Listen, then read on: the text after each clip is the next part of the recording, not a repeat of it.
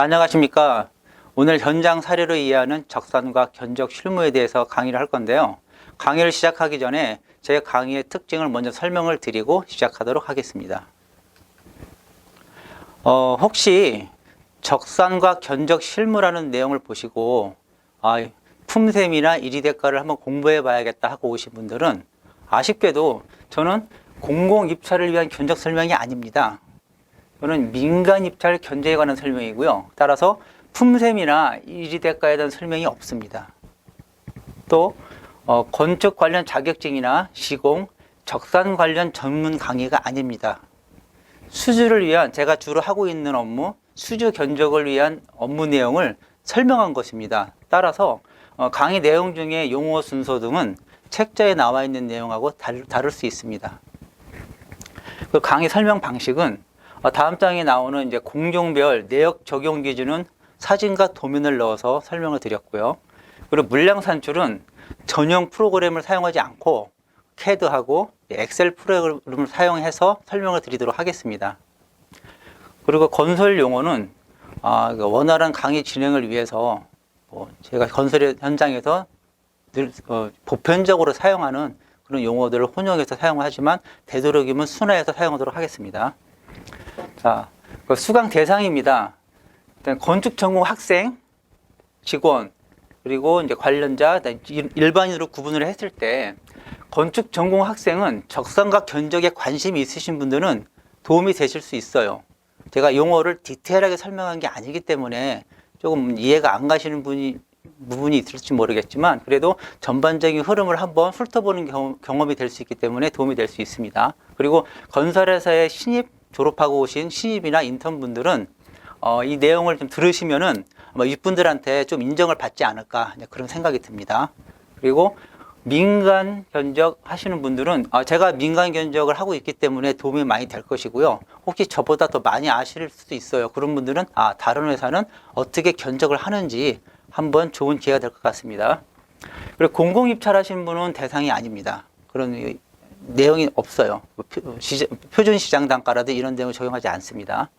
그리고 본사에서 계약 업무, 공사, 현장 공무하시는 분들은 도움이 될 수 있습니다. 그리고 현장 시공하시는 분들은 앞으로 계속 시공만 하는 게 아니라 공무 또는 본사에서도 근무를 하실 수 있기 때문에 들어주시면 나쁠 거 없습니다. 그리고 건설 관련 설계, 감리, 감독관 분들은 민간을 담당하시면 참조가 되고요. 물론 경험이 많으시니까 참조보다는 이제 확인을 한번 해보시는, 비교해 보시는 그런 기회가 될 거고요. 공공입찰 하시는 분들은 해당 사항이 없습니다. 그리고 시행사, 발주처 분들이 강의를 들으실지 모르겠지만 들으시면은 도움이 될 수 있습니다. 그리고 일반인 중에서도 적산하고 견적에 관심이 있으시면 들어주시면 이 내용은 다른 데서 들을 수 없는 내용들이기 때문에 이제 흥미롭게 보실 수 있을 것 같습니다. 자, 목차입니다. 제가 이제 건설공사 견적에 의해서 이제 견적이란 무엇인가에 대해서 정의, 종류, 견적 조건, 범위하고 물량 단가 순으로 설명을 드릴 거고요. 견적 내역서는 견적을 할 때 가장 중요한 견적 내역서 작성하는 구성 그리고 공정별 적용 기준을 설명드릴 겁니다. 그리고 물량 산출에서는 공정별로 이렇게 가설공사, 철근 콘크리트 공사를 하지 않고 제가 이제 이 설명은 어떤 한 공동주택을 현장을 기준으로 설명을 드릴 거예요. 그래서 세대 내부, 외부, 부속동 순으로 이제 설명을 드릴 건데 부속동은 라멘지로 되어 있으니까 아파트라 하더라도 도움이 되실 겁니다. 다음은 견적 실무에 대해 설명을 드리겠습니다. 견적 실무 시간에는 계산 견적을 설명을 드리겠는데요.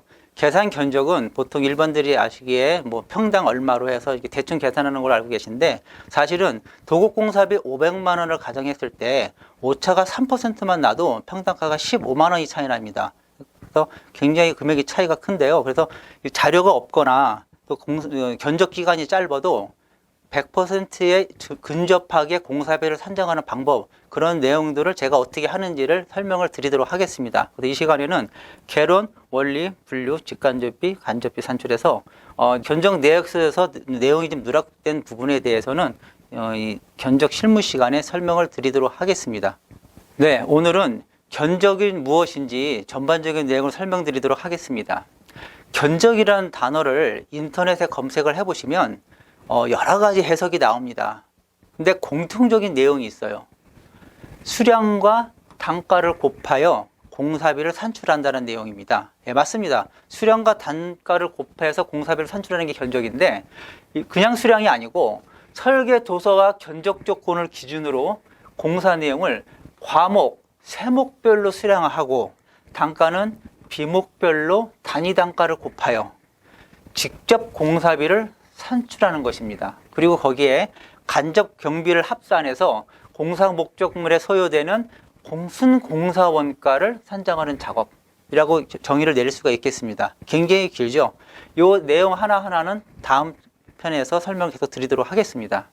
자, 보통 여러분 견적을 평상시에 언제 받으시죠?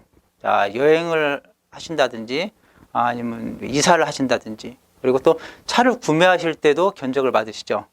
견적을 받는 이유는 들어가는 총 비용을 알고 싶고 또 내가 가지고 있는 비용 내에 할 수가 있는지를 검토하고 또 한 가지는 이왕이면 여러 업체 중에서 가장 금액이 적은 업체를 찾기 위해서 견적을 받으시잖아요.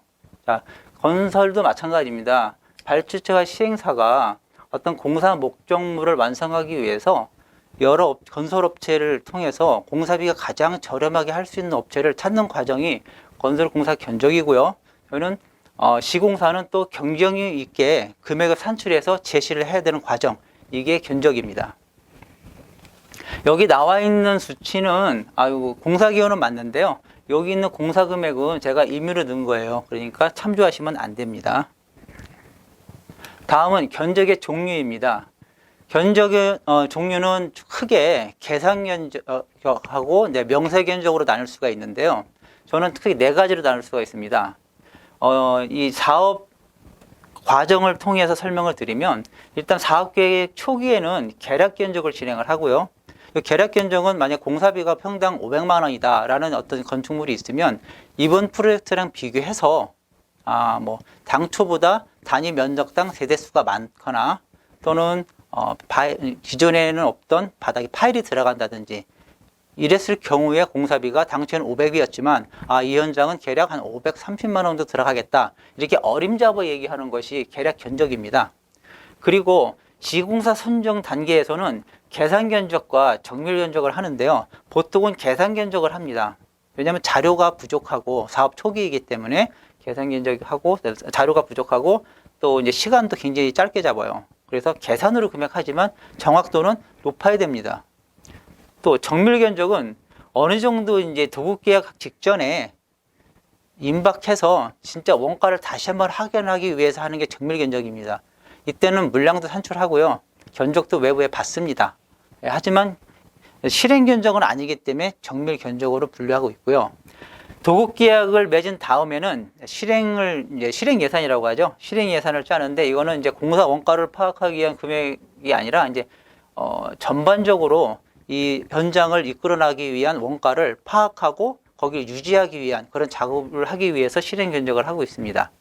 다음에 하나씩 보시면 계략 견적은 시점으로 보시면 굉장히 시간이 짧아요.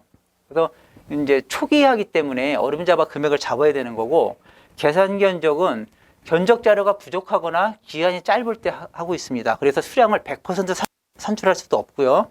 그리고 기간이 짧아서 견적을 받거나 이렇게 할 수가 없어요. 그래서 보통 저는 계산 견적을 일주일에서 2주 정도 시간을 소요하고 있습니다. 시간이 좀 확보가 되면 정밀 견적을 하는데 정밀 견적을 할 때는 도면이 좀 제대로 나와 있어야 돼요. 사업 승인 도면이나 그 이상의 도면이 나와 있어야 되고 요거는 기간을 제가 3주 정도 잡고 있습니다.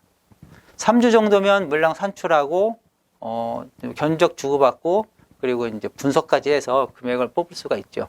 그래서 나중에 이 정밀 견적하고 실행 견적은 관련 부서에서는 거의 차이가 없기를 바라요. 그리고 실행 견적은 요는 이제 기간은 회사마다 좀 틀립니다. 제가 먼저 회사에서는 실행 견적 기간이 착공 후 140일이었어요. 착공 후.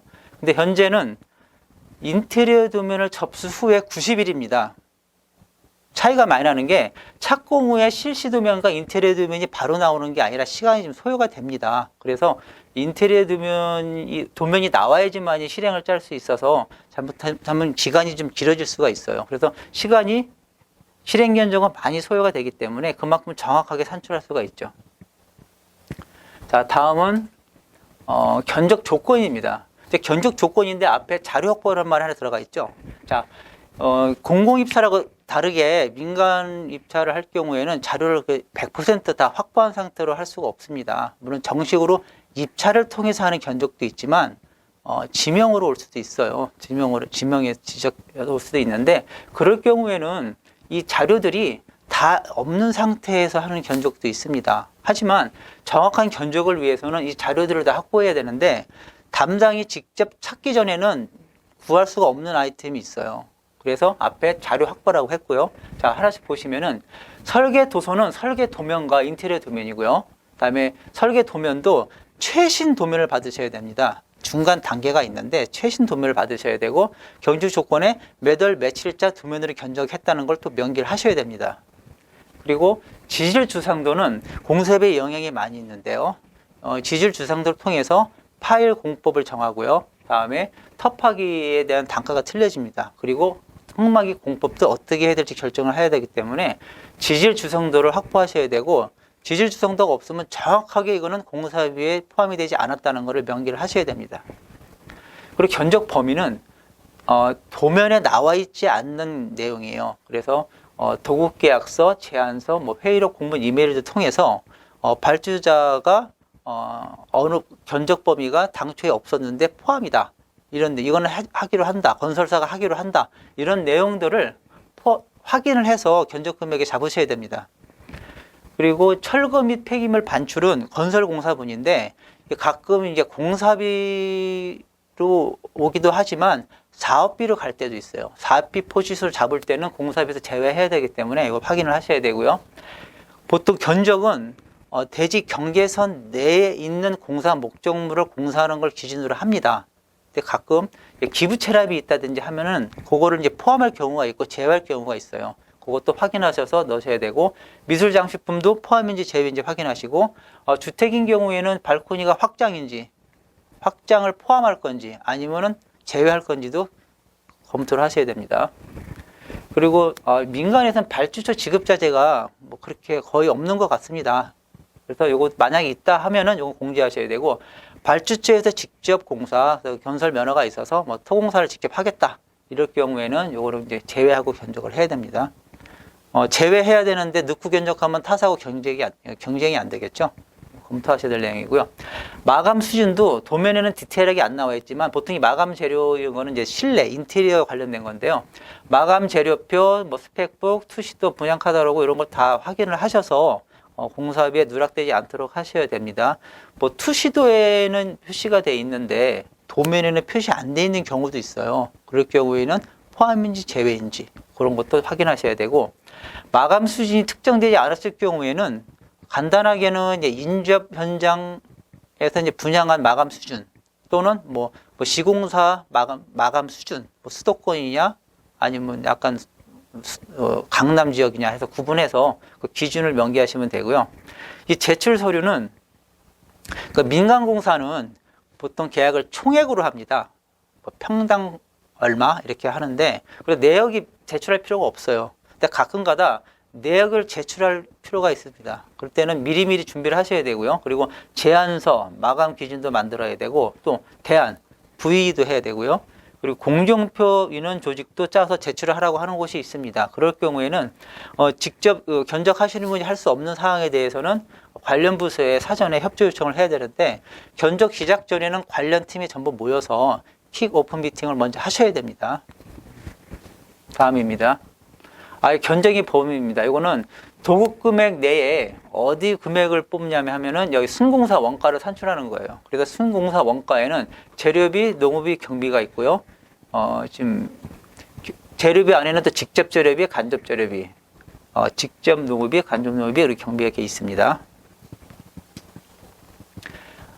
재료비, 농업비, 경비 중에서 이제 직접 재료비는 다시 또 직접 재료비는 직접 재료비와 간접 재료로 나눠지는데요. 직접 재료비는 공상 목적물을 구성하는 실제 비용으로서 이제 레미콘, 철근, 시멘트, 단열재, 뭐 창호, 가구 다 포함되겠죠. 그리고 간접 재료비는 직접 재료는 아니지만 직접 재료에 보조적으로 소요되는 비용. 그래서 형틀, 거푸집 유로폼, 뭐 가설재, 접착제, 철선 등이 이제 간접 재료비가 되겠습니다. 그리고 노무비는 직접 노무비와 간접 노무비로 나눠집니다. 직접 노무비는 직접 공사에 관여하는 인건비, 그래서 형틀공, 비계공, 공짜 들어가는 철근공, 조적공, 뭐 용접공 이런 분들이 이제 직접 노무비고요. 간접 노무비는 직접 공사를 하는 건 아니지만 공사에 필요한 인원들, 자 현장 직원, 관리자 급여죠. 그리고 경비원, 청소원 등의 급여가 이제 간접 노무비로 포함이 됩니다. 경비는 26가지 항목이 있어요. 26가지 항목이 있는데 너무 많으니까 이제 4개로 크게 분류를 했습니다. 그래서 산출 경비는 산출이 가능한 경비예요. 계산이 되는 경비. 그래서 보통 이제 공통가설, 그다음에 기계 경비, 장비죠. 건설 장비, 환경 품질 안전관리비를 산출 경비로 분류하고 있고요. 보험료는 법령에 의해서 의무적으로 가입하는 그런 내용입니다. 그래서 산재보험료, 고용보험료, 국민건강보험료, 노인장기요양보험료, 뭐 국민연금 등이 있습니다. 그리고 기타 경비는 이런 내용이죠. 6개 비목, 수도강열비, 복리후생비, 스모품비, 그리고 여비, 교통통신비, 세금가공과 도서인쇄비입니다. 지급수수료는 발급수수료예요. 그래서 뭐 공사이행 보증서, 건설 하도급 대금 지급 보증서, 건설 기계 대여세금 지급 보증서의 발급 수수료가 포함됩니다. 이거는 이제 공사 원가 계산서입니다. 공사비를 이제 세목별로 전부 산출을 하셔서 금액을 뽑은 결과를 이제 재료비와 노무비와 경비로 나눠서 이제 금액을 링크를 거는데요. 여기 보시면은 이제 재료비, 노비비, 경비로 되어 있지만 실제로 견적을 할 때는 직접 공사비, 간접 공사비로 분류를 합니다. 이 중에서 직접 공사비는 직접 재료, 간접 재료 포함한 재료비와 그리고 노무비에서는 직접 노무비, 그리고 산출 경비까지 직접 공사비로 봅니다. 나머지는 경비로 봅니다. 그리고 그래서 이제 견적의 범위에 설명드린 거는 순공사 원가가 여기 66억, 66억이 이제 견적의 범위고요. 나머지 일반 관리비 이윤까지 더하면은 이제 총 공사 원가, 그리고 부가세까지 해서 요 80억이 이 현장의 도급 공사 금액이 되겠습니다. 자, 물량 산출은 고르전산 프로그램을 사용하는데 보통 이제 정밀하게 산출할 때는 골조하고 마감 프로그램을 통해서 물량을 산출하고요. 일반적으로는 계산 견적 이런 건 엑셀로 산출을 합니다. 보통 이 고르전산은 외주를 주는데 설사 외주를 준다 하더라도 견적하시는 분은 요 원리를 아셔야 돼요. 완전 이걸로 물량 산출까지 아니더라도 어떻게 산출을 하고 또 볼 줄 아셔야 된다는 거죠. 그래서 물량 뽑아온 거를 검토하실 수 있어야 돼요. 그냥 뽑아왔으니까 바로 그냥 물량 넣고 단가 넣고 이렇게 하시면 안 됩니다. 그리고 엑셀은 뭐 VBA까지는 필요 없고요. 내장 함수만 활용하셔도 충분히 견적이 가능하시고요. 또 외장 함수도 하시면은 속도나 정확도를 높일 수가 있습니다. 보통 이제 산출 시트를 각 사별로 또는 각 회사에서도 아마 담당별로 자기가 만들어 쓰실 거예요. 통일된 양식이 없어요. 하지만 보통 이제 마감, 골조, 창호, 가구 등은 나눠서 물량을 산출을 하고요. 이 산출 결과는 또 이제 직계표를 통해서 이제 검토를 하는 게 또 있습니다. 그래서 이건 제가 산출하는 양식인데요. 이렇게 해서 엑셀로 물량을 산출을 하면 이렇게 합계가 됩니다. 물량을 뽑는 것도 중요한데 검토하는 것도 굉장히 중요합니다. 자, 산식과 수치가 제대로 입력되는지 확인한다. 굉장히 당연한 말인데요. 산식은 전부 다 확인할 수 없으니까 그 물량 산출한 내역에 산식을 전부 새로 다시 하셔야 돼요. 기존에 산출되어 있는 게 맞겠자고 하면은 분명히 잘못된 데가 나올 수 있습니다. 그럴 바에는 확인하는 게 아니라 첫 번째 걸 확인하신 다음에 그냥 카피해서 다시 하시는 게 제일 좋아요. 먼저 사용했던 시트를 그냥 사용하실 때 굉장히 위험합니다. 근데 수치를 확인해야 되는데 수치를 다시 확인하면 처음부터 다시 입력하는 거잖아요. 그래서 이거는 하나하나 다시 확인하는 게 아니라 선별해서 합니다. 이거 좀 이상한데 문제가 있어 보이는데 그리고 이 수량은 공사비가 큰 포지션이기 때문에 다시 한번 확인해야 되는지 이거는 이제 검토해서 선별적으로 하시는데 선별하는 방법은 아파트인 경우에는 기본 면적이 있어요. 전용 면적, 그다음에 실별, 뭐 침실, 거실, 그다음에 욕실, 현관, 또 가구 면적이 다 나와 있기 때문에 기본 면적의 수량을 곱해가지고 계략으로 검토를 합니다. 예를 들어서 욕실 바닥이다. 그러면 욕실 바닥 면적이 있으니까 정확하진 않을 수 있어요. 욕실 바닥 면적에다 세대수로 곱해요. 곱해서 하면은 전체 수량이 어림잡아 들어가는지 확인하고요.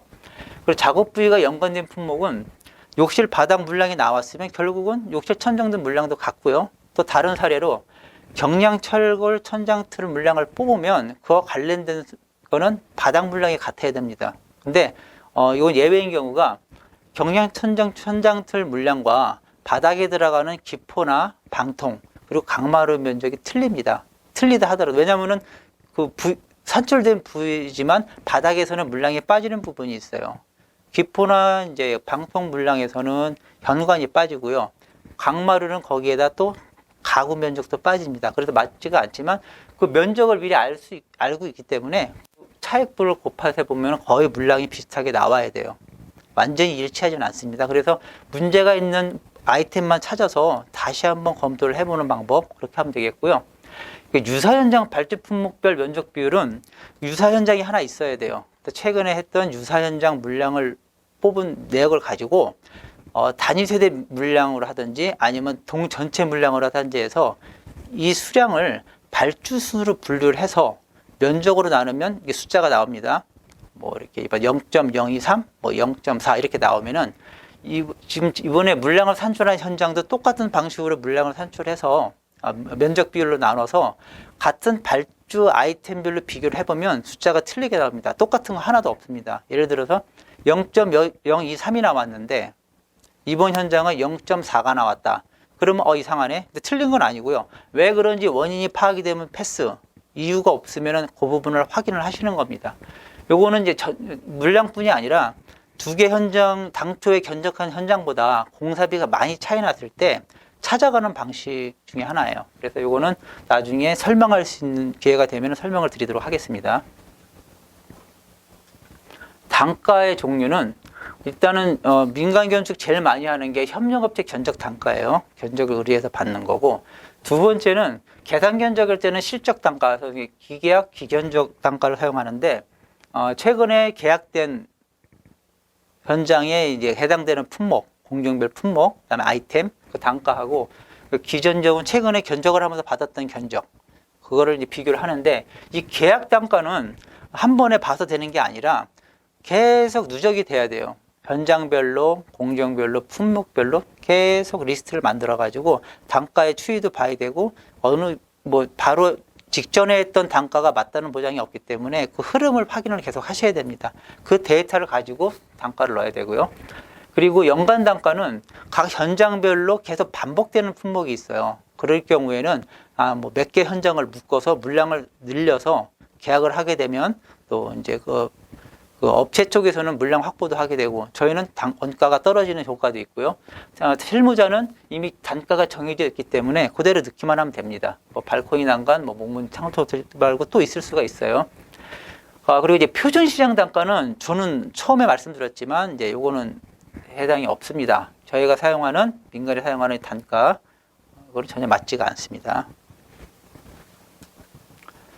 견적 이제 단가를 넣기 위해서 견적을 받는데 이 내용은 당연한 거예요. 보시면은 협력업체 리스트를 확보해서 견적 조건과 공내역을 이메일로 발송하고 그리고 도면은 용량이 크기 때문에 웹하드에 올립니다. 업체에서 찾아보기 하면 되고요. 견적한 거를 이제 받아야죠. 견적 수별량 시트를 받는데 견적을 이제 적게 할 때는 20, 30개, 50개 정도 하고 진짜 실행할 게는 100개가 넘어요. 없는 견적을 하게 되면은 받는 게 일입니다. 그 업체들을 공정별로 다 받아서 대비표를 만들고 이렇게 하려면은 제가 견적 수발용 엑셀 시트가 하나 있어야 돼요. 그래서 전부 분류를 하고 어디서 금액이 튀는지 빠졌는지 비교를 하고 내고까지 해서 전체 본 내역서에 단가를 링크할 수 있는 방법 이런 견적 수발 시트가 있어야 되는데 그러기 위해서는 협력업체 리스트에서는 관련 부서에서 확인을 해야 돼요. 제가 알고 있는 기존에 받았던 업체가 아니라 관련 계약팀 또 공사팀 그리고 회사마다 명칭이 틀리지만 이제 고객만족팀, CS팀이라고 하죠. 이런 팀의 확인을 받아서 만약 계약팀에서는 입찰을 계속 했더니 금액이 너무 터무니없다, 성의가 없다. 너무 경쟁력이 없다 하는 업체는 배제시키고요. 그러니까 공사 쪽에서도 공사 이제 어떤 시공 능력이나 어떤 경쟁력이 있는지 그런 것도 파악을 하고요. 그다음에 그 CS 팀, 고객 만족 팀에서는 공사는 잘하는데 나중에 보니까 전혀 하자라든지 이런 거에 대해서 잘 보지 않더라. 이런 거를 얘기를 해줘요. 그러면 통합을 해서 업체 평가를 해서 실제로 경쟁력이 있는 업체 리스트를 확보합니다. 아마 대기업들은 다 이런 시스템이 구축되어 있겠지만 아닌 분들은 본인 팀에서 직접 만들어서 이거를 관리를 하셔야 돼요. 지속적인 관리를 하셔야 됩니다. 그리고 견적 수발용 시트를 활용하려고 하면 이 공내역에 있는 행위나 공내역세 행위나 삭제를 추가를 하면 안 됩니다. 하나만 어긋나도 전체가 다 안 맞거든요. 그래서 이것만 정확하게 해주시면 견적 수발용 시트를 통해서 아주 짧은 시간 내에 작업을 할 수 있다는 걸 말씀드리겠습니다. 자, 이상 견적의 이해에 대해서 설명을 마치도록 하겠습니다.